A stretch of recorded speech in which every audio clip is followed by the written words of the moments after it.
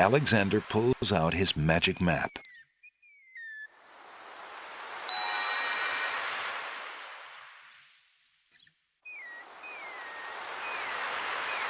Alexander feels a strange pulling sensation.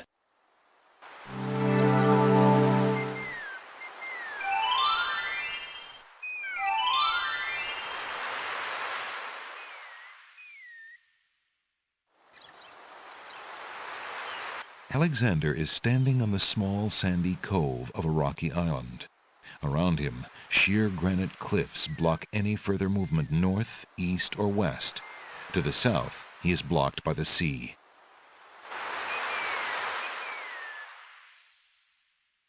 There appears to be no way past the cliffs. Though roughly hewn, the cliffs do not provide regular handholds for climbing, and they seem otherwise impenetrable. There appears to be something etched into the face of the cliff. Alexander decides to get closer.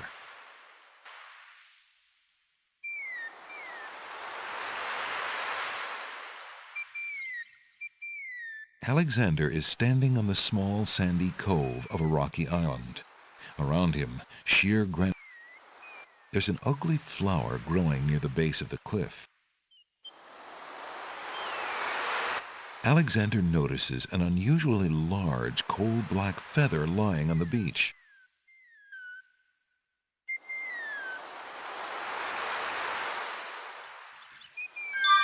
Alexander takes the feather.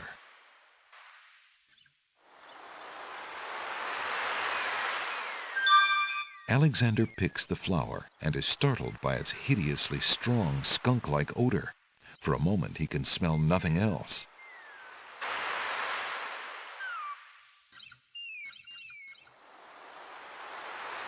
Alexander is carrying an unusually large black feather. Colors of flame burst from the center of the incredibly stinky flower and drip onto its petals. The flower's appearance is as flamboyant as its smell.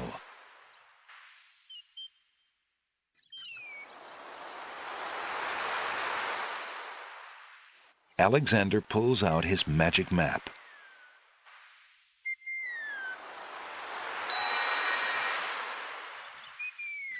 Alexander feels a strange pulling sensation.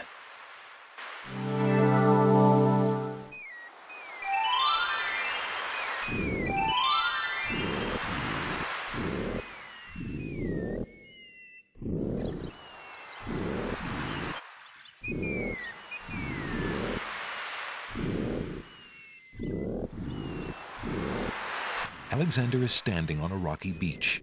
To the north is dense tropical vegetation. Near the shore are a dozen or so oyster beds. A string of letters floats in the water. The letters spell out, "Where are you going?" Alexander's heard of alphabet soup, but this is ridiculous. One of the oysters is sitting up in bed and doesn't look very happy. He seems to be the only one who can't sleep. In the oyster's mouth, Alexander can see a glint of white.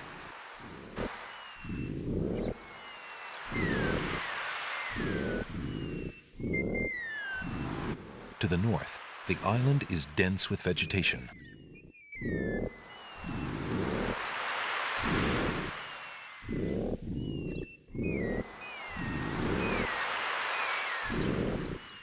A string of letters.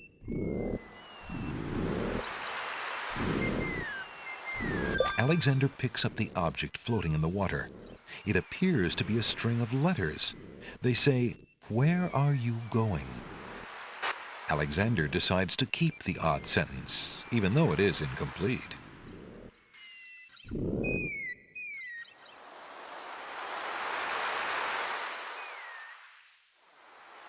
Alexander is carrying, oddly enough, a sentence. It says, "Where are you going?" Alexander has a love poem from a book in the bookshop.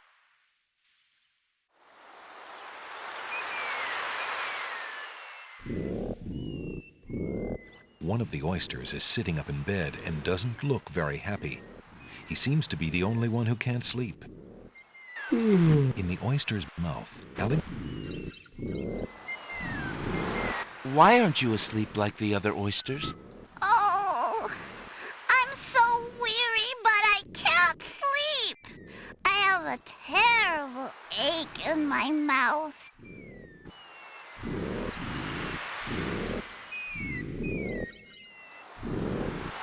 What's wrong with your mouth? No offense, but it hurts too much to talk. What's wrong with your... No offense, but it hurts too much to talk.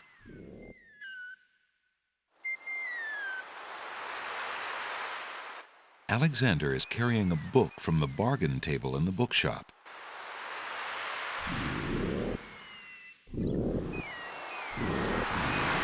Alexander opens the bargain book and reads a paragraph at random.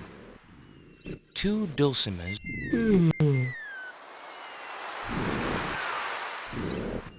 Phew.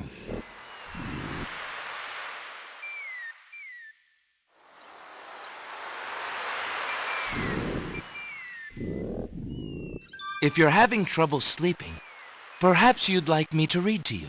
Hey, that would be great.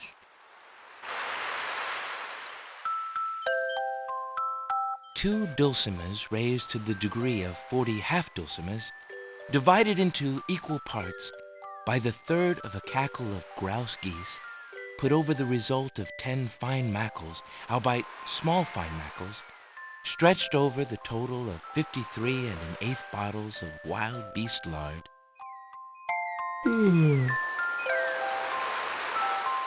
yields a gilded minnow of precise measurements, 2,069 centidrills by 3,023 6/7 puns, not punts, as might be expected. This is not to say, however, in any sense whatsoever, that deviations in mean temperature of 5 or 6 dregs or so Alexander sees nothing of interest on that part of the oyster.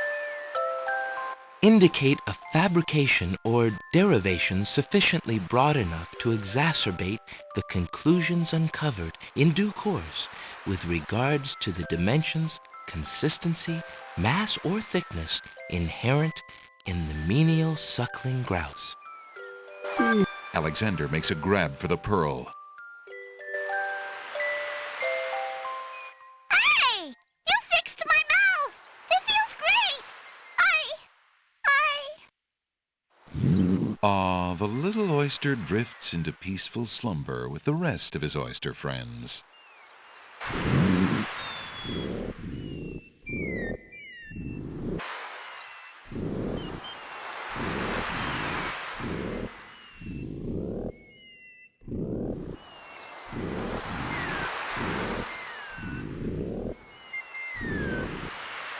Alexander hears someone coming.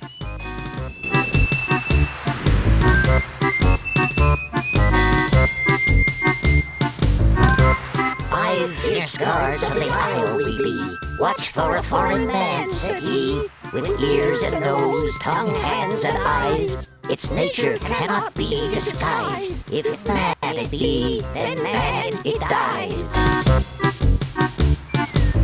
Old Tantro, smell your smell. Do that which you do so well."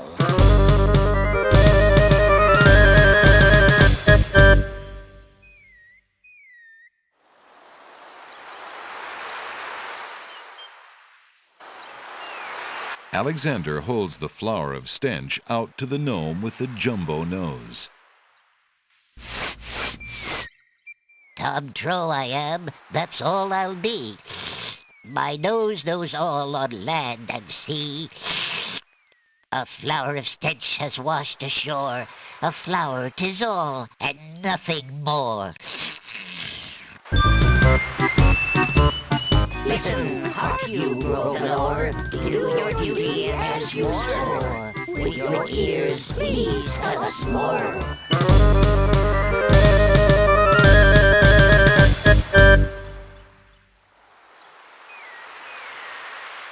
Alexander winds the tin nightingale and plays it for the gnome with the monumental ears.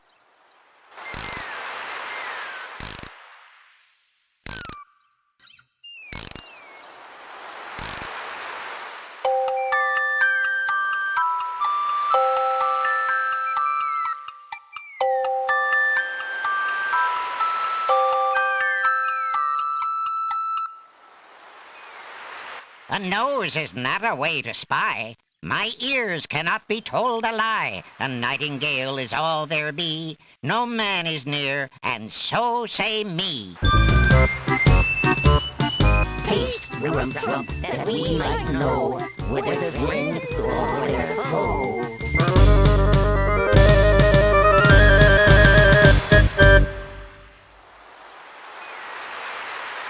Alexander holds the mint out for the gnome with the gigantic mouth. Grump knows a tasty treat.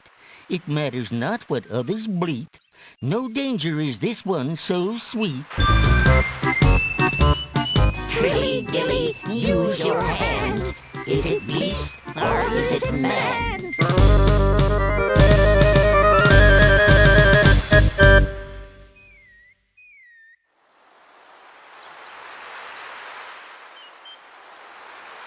Alexander holds the rabbit foot out for the gnome with the huge hands. Be all you mad? What aileth thee? A bunny can't trill merrily. A hare does not at all taste sweet. A rabbit here is all we greet.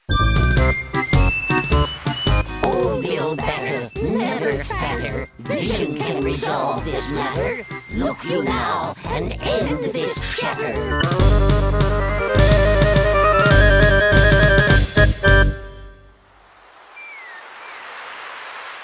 Alexander pours the contents of the empty-looking ink bottle over himself. By all that's beauteous, fair, and sightly, 4 morons do I sleep with nightly. There's nothing there at all, I say. Enough of this. Let's now away.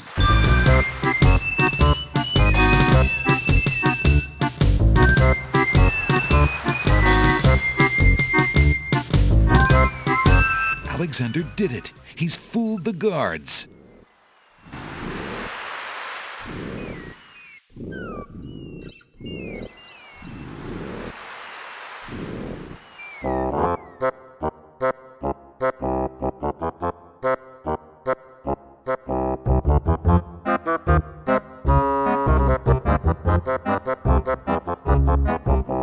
The tail end of this island is a riotous scramble of books, sand, and a spider's web.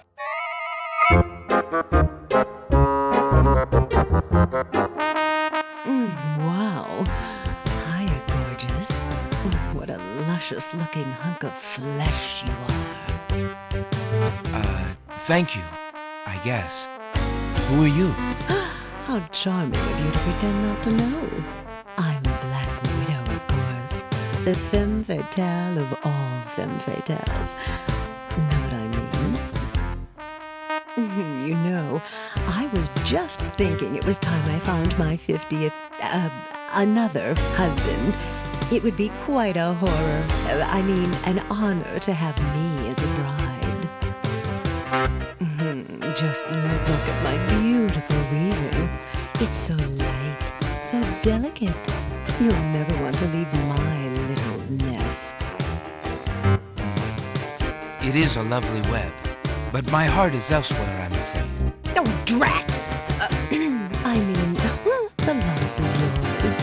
I'm sure you'll change your mind once you consider the advantages.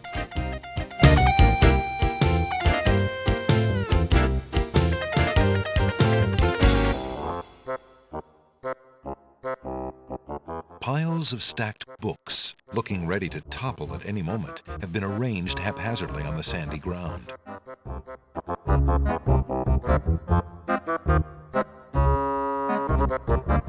The tail end of this island. Little bees buzz around the books as though the pages were laden with the sweetest pollen. Maybe they're spelling bees.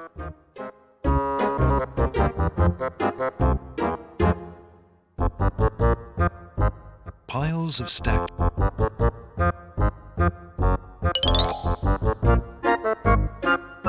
What do you think you're doing? I'm sorry, I didn't realize these books had an owner. I'm in need of a rare book. No owner? All books have owners, my good man, and this book owner, bookworm to you, wouldn't part with one of his books for anything. Isn't there something I can do for you to pay for the book? Let's see. Do you have an itinerant clause? No. No clauses at all, I'm afraid. As an exception, you always should.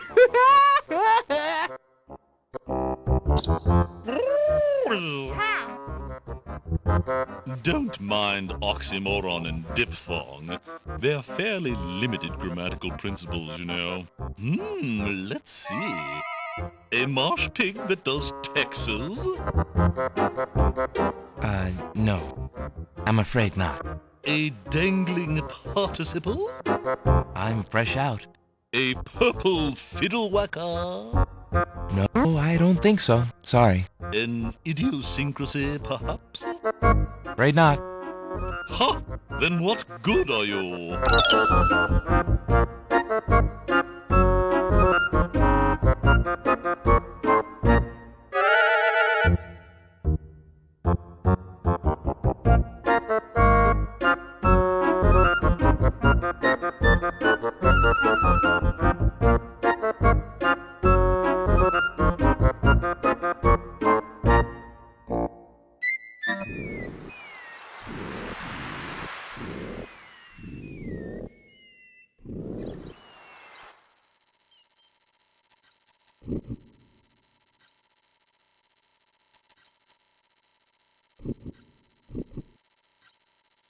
The Isle of Wonder swamp oozes with muck, moss, and mud. Crickets and frogs sing an endless serenade, and the green filtered light adds to the sense of dampness here.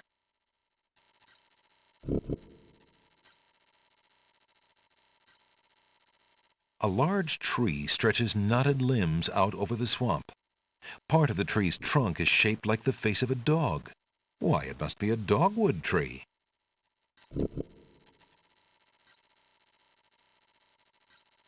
A mushy swamp lies just off the path. It doesn't look like very good swimming. A stick is stuck in the middle of the swamp. A tough old log lies to the left of the path.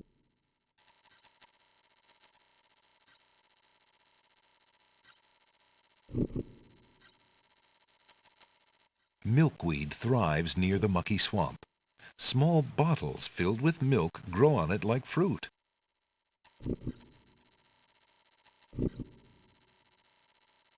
Alexander takes a bottle of milk from the milkweed bush.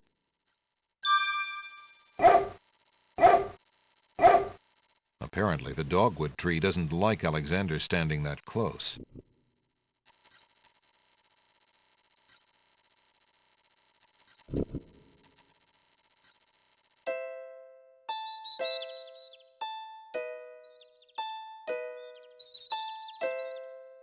Alexander is standing in a delectable garden. Nestled in the bright green grass are colorful plants growing in orderly clusters. Some of their curious faces peer up at Alexander from the sides of the path. The garden ends at a speckled gate. To the right of the path is a little coffee table. Vines of sweet ripening tomatoes climb up little wooden posts.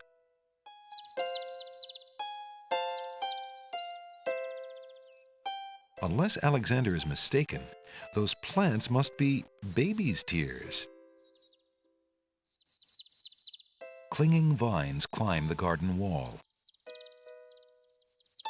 Is that lettuce growing in the garden? It looks a little chilled. Why, it must be iceberg lettuce.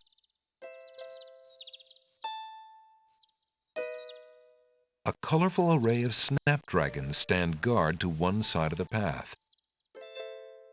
The wallflowers look terribly shy.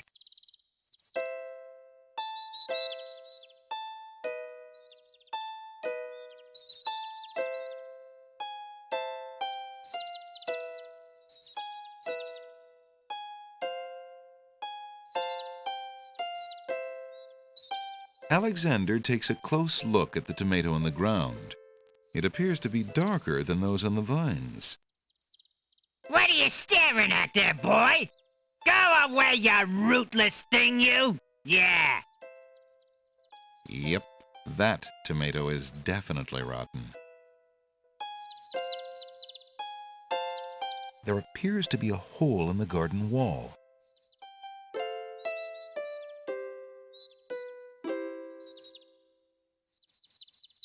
Through the hole in the wall, Alexander sees a land that resembles a giant chessboard. Wow, it really is a hole in the wall. Zounds, those wallflowers sure are shy, and the snapdragons are awfully protective of them. Alexander can't even get close to the wallflowers without causing quite a stir.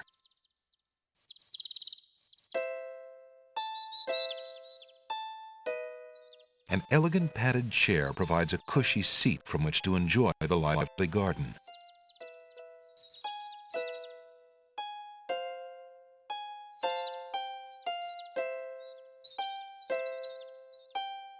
Good day, tomato vines. Good morning. Good day, tomato vines. Good morning.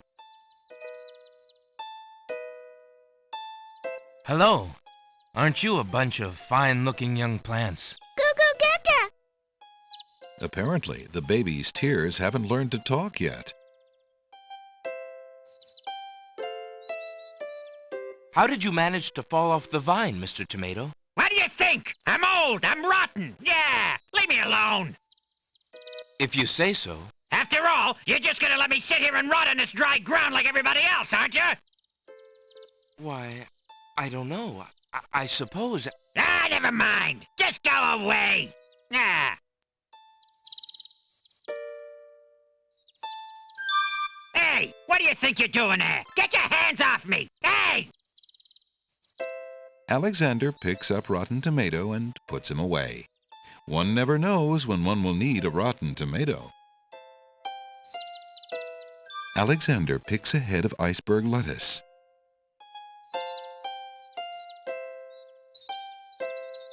Ye gads! Is that cold?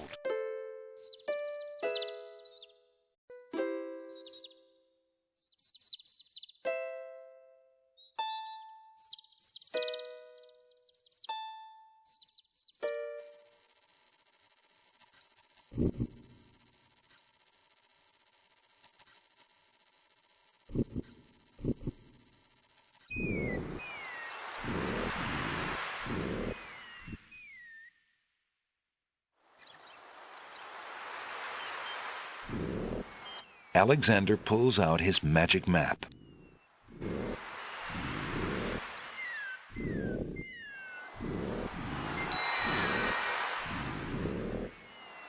Alexander feels a strange pulling sensation.